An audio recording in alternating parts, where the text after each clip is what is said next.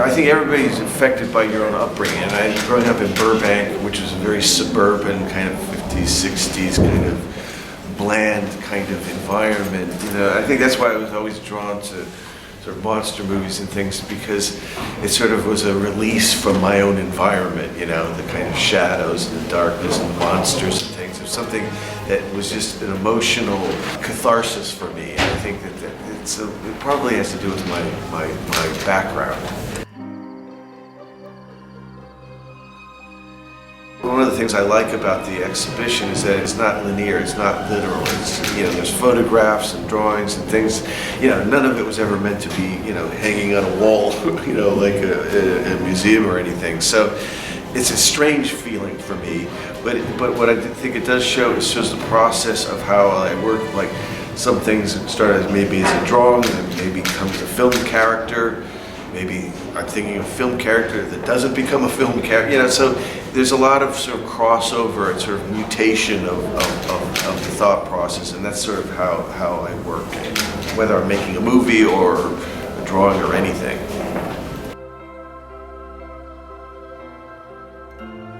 Very chaotic. I'm very unorganized. I do everything at the last minute. I'm one of those kind of when it strikes kind of a thing.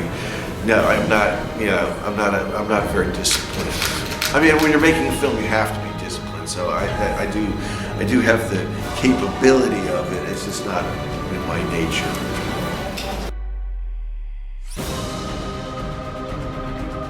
It's quite traumatic. I mean, I've worked on a few projects where I thought they were going and they didn't, and it's quite devastating. You never really forget those. But the fun of it is also just whether if it doesn't become a film or whatever, it's a drawing. Well, then it's still something. So I at least feel like the joy of being able to just create something, even if it's on a napkin or a piece of paper or whatever, find nearby.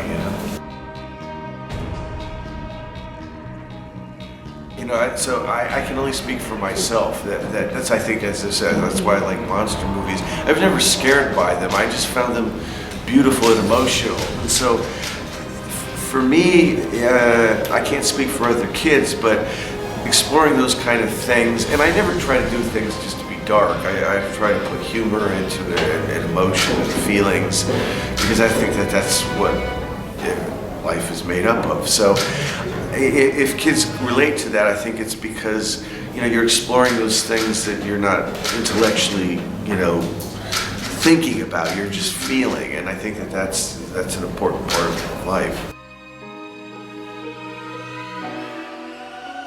I grew up in a time when you were categorized very quickly. Like you're good at sports, you're not good at sports, you're normal, you're weird. And made me feel quite sad. But then I realized, what? It's like that's other people's problem when you categorize somebody. It's like if you're a good person and you remain true to yourself, and you're lonely or whatever. That's why creating something, whether it's you do a drawing or you music or write, even if you don't think of yourself as a writer or a musician or an artist or whatever, it's important to just create something, and I think that everybody has it in them, and it's important that even the people that feel marginalized or like they're not popular or whatever, things change. I was not a popular kid, and I was not very social or anything at all, kind of a loner type of person. And, I ended up semi-okay. Sort of. I would agree with that. Because, if you go into a classroom and you see children's drawings, you don't go, oh, that's better than the other. It's kind of an even playing field as far as I can see. But as you get older, and this is something I can recall very clearly, it's like, society, whatever, it has to say, oh, no, that's not a good drawing, So a lot of kids get to an age where they say they can't draw, and it's like, well, that's just not true.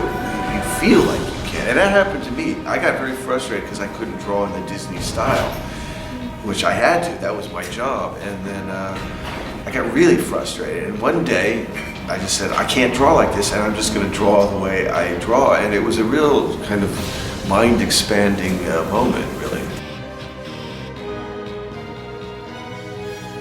Depends on the person. I mean, somebody like Mia, who was Alice, or like when I met Winona Ryder on Beetlejuice, it's new to them, so it's quite exciting to kind of work with somebody who's so like old soul grounded and but new at the same time. And so I've been lucky to experience that a few times.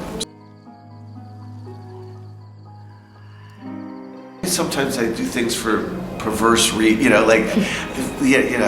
it's like when I did, like, let's say, for instance, like Planet of the Apes. There was just something funny to me about talking apes. So, now, is that a reason to do a movie? I don't know, but for me it was at the time. It's like, for instance, like my drawing style, right? It's like I can't draw any other way. So in some ways you can say I'm repeating myself. I draw a dog, they all kind of look the same, or whatever. So for me, I don't really think about it like, okay, how do I not repeat myself? Because themes and feelings and ideas, they stay with you, It's like, I mean, I no longer feel like, a lonely person, although I still feel those feelings. So those kind of feelings stay with you forever. People think it's quite glamorous, but, I've spent most of my time, because it's funny, it's like the only job, like if you have pneumonia, right, you still have to go to work, take a B12 shot and get back to work, So, it is it's not as glamorous, but it's fun because it's like a weird family, you're working with a bunch of weird artists and actors, and so it's like a surreal, bizarre family.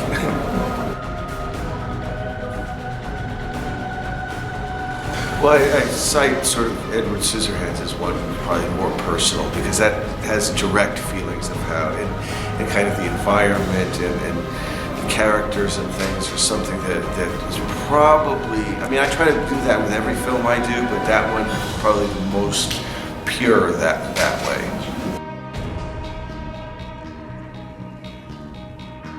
Well, I mean, that's an interesting thing, and I think that the exhibition sort of reveals that, like the Nightmare Before Christmas, the Jack Skellington character. I mean, even before I knew what that was, I was just doing drawings of it. And so sometimes something sprouts like that. You sit there talking on the phone or whatever, and you're just doing a little sketch of something, and then you kind of keep repeating it, and then you kind of go like, well, what does that mean? And so sometimes things, and I always find that the things that come from the subconscious are the most valid, the most important, rather than going, I'm going to, intellectually, I'm going to create a character that does this or that. It's usually the most important ones, the strongest ones that come from not the intellectual, but the emotional mind. That's why, of all the superhero characters, that's why I love Batman the most, because it's like dual personalities and hiding behind a mask and all of that. And so I've always been fascinated by masks and people, what you hide behind, or the duality of that. And also too, it's interesting when people put on makeup and stuff, something else comes out of their character rather than when they're just normal. So it's always interesting to see what comes out of somebody when they put a mask on. To me, it's an exhibition for people who don't like museums. I never used to go to a museum at all. And I think the best comment I got about this is that it's just more fun. It's like, it's not, I'm not a great artist, so it's just about ideas and different ways of doing something. So the best compliment I got is that from kids, especially, like inspiring them to want to keep drawing or to making things. That to me is the best thing about it.